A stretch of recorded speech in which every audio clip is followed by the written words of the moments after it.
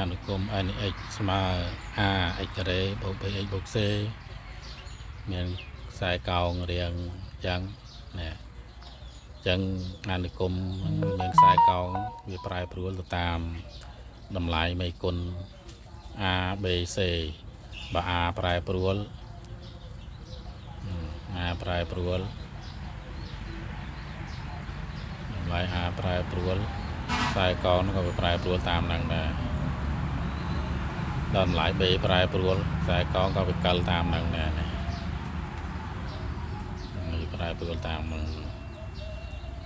តម្លៃ C ប្រែប្រួល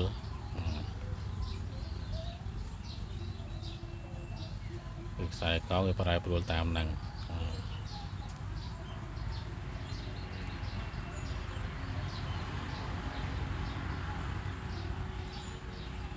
លោកគ្រូណា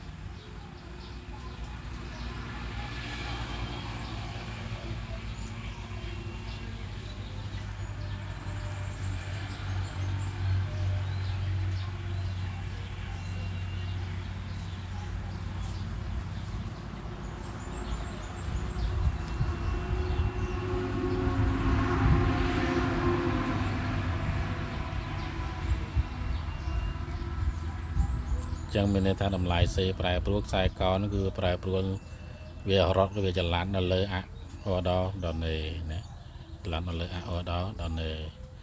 តតម្លៃ B ប្រែប្រួលខ្សែកោងនឹងវាកលវាចល័តចុះចល័តឡើងនេះកាត់តាមកល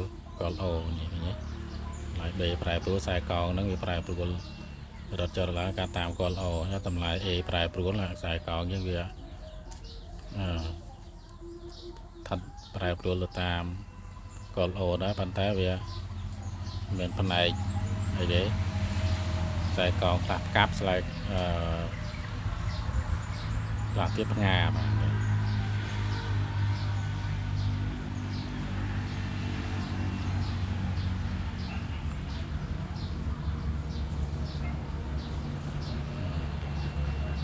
នេះទៅជាបន្តត្រង់